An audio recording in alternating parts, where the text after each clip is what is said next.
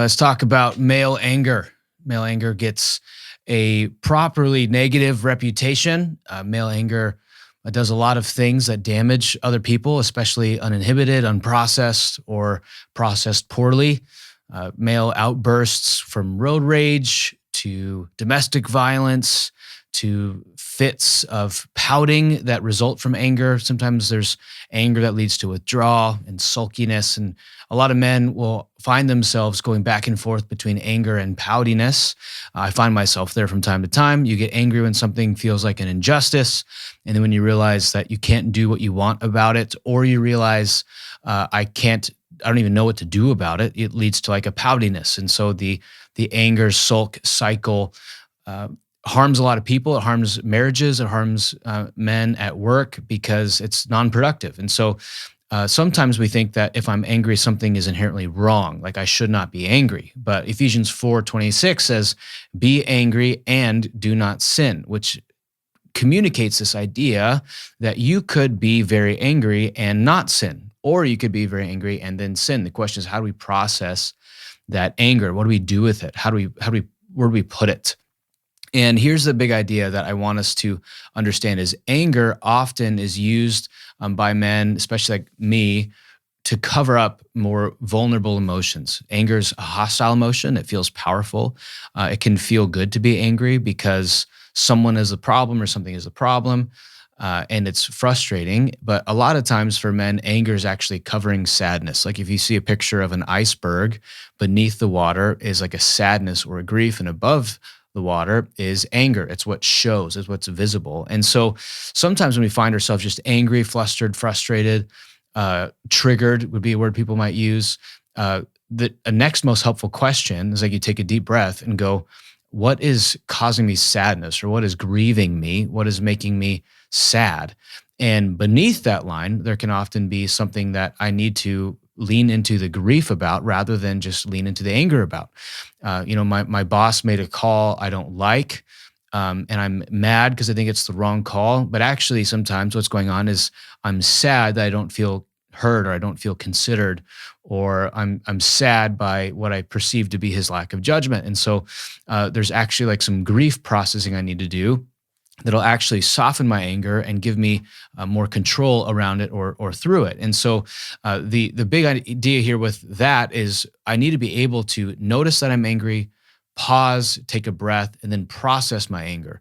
I do think processed foods get a bad rap, but unprocessed emotions are the things that should have a bad rap. You feel something, you don't know why, you interrogate it. Sometimes we find ourselves tossed to and fro by our emotions, controlled by them. And I don't think we can always control our emotions, but we need to process our emotions, interrogate them, put them on the seat, dangle the light in front of them and say, where were you? Or why are you here? Or what's going on here? And so the discipline of interrogating our emotion, especially our anger, is where we actually can find some liberation from these things that assault us or help us feel less tossed to and fro. That if I can put the emotion in the seat and I can be the interrogator, then I can be in a position of power over even sometimes how I'm feeling. And so when we take male anger, especially my anger, and I interrogate it, sometimes there's a sadness there. Sometimes anger isn't rooted in sadness, it's just rooted in an opportunity that my sense of I should do something. Anger is a call to action. The question is, what is the call to action? I had a buddy of mine whose daughter was mistreated at school, and he's very angry about it. And he texted me, he's like, "Hey, I just want to go in and chew out the administration, and I want to give them the peace of my mind, and I want to make sure they know that my daughter's going to be protected by a man like me." And I appreciate that instinct, the instinct to activity rather than passivity. At the same time, what we need to do is ask, what is the outcome I want to see here? And so I challenged him. I said, "Hey, what do you want to see happen?"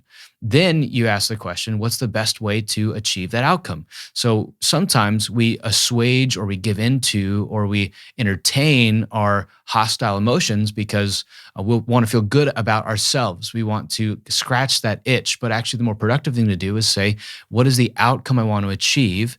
And how can I then act accordingly? And so this is where anger leads to wise reflection, which then leads to action.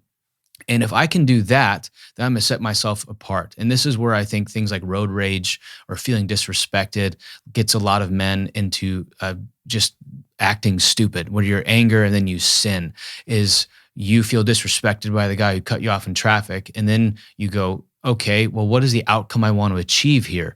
Violence on the side of the road, rear ending. I want that person to feel small like I feel small, especially as Christians.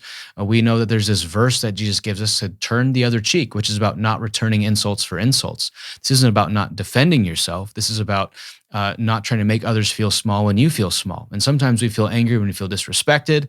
And the proper thing to do there is just to grieve that and realize that if this person is going around just disrespecting strangers, that's their problem. It's not my problem. And I might be in a position to speak into that, but most of the time, if I just go tit for tat with someone on disrespecting, I'm just escalating something unproductively. And now I'm looking stupid and being an idiot and acting like a fool because now I'm wasting my time, energy, and resources, risking my well-being, risking other people's well-being.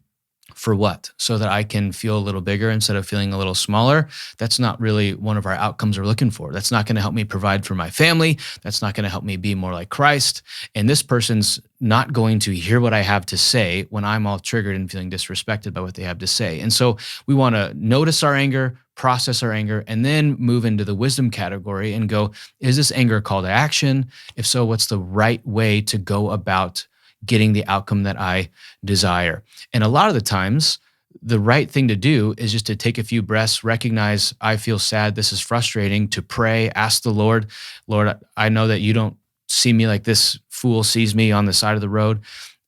Help me just move on. And I take it and I go, vengeance belongs to the Lord, vengeance does not belong to me. And I move on with my day. I do think that, there are times where I felt disrespected even on the road when my wife's in the car with me. And it's like, if I try to act out on my anger, now I'm actually putting her more in danger, not less in danger. I'm being a bad protector of my household if I lean into my anger. And so anger is something that we want to process. We don't want to use as justification or license for sin. And this is one of the things too, especially interacting with our wives or our children or our coworkers, that we can get angry and then act out, and then people are hurt by what we do. And then we want to justify or defend ourselves and say, like, well, I'm sorry, I was just angry. But it's actually the anger was not the problem. It was my folly that was the problem. It was the way that I stewarded my anger that was the problem. Sort of like having a pocket knife that you use to open letters with. If you lash out and do something violent, it wasn't the pocket knife's fault. It was your fault. And so we want to receive anger as more of a call, as something to process, something that may be called an action, and that action may be the need to lean into grief. It also may be a need to be strategic and act strategically towards a desired outcome. But male anger is something that needs to be processed, needs to be stewarded. It's not wrong to be angry, but you can process anger wrongly. And so if we want to be men after God's design, we need to understand that our emotions are typically calls to process things, not necessarily just licenses to react and act however we feel like in the moment. I do know that sometimes emotionalism or being super emotional can code as like a feminine thing, but it's actually not true. Men are made in God's image just like women are. And while women may have a different set of emotions that they're more inclined to steward poorly, men have a set of emotions they're inclined to steward poorly as well. And so it's important for us as men who want to follow God's design that we process our anger properly and rightly and let it submit to wisdom in the fear of the Lord, however we go about our day. So men, be angry and sin not.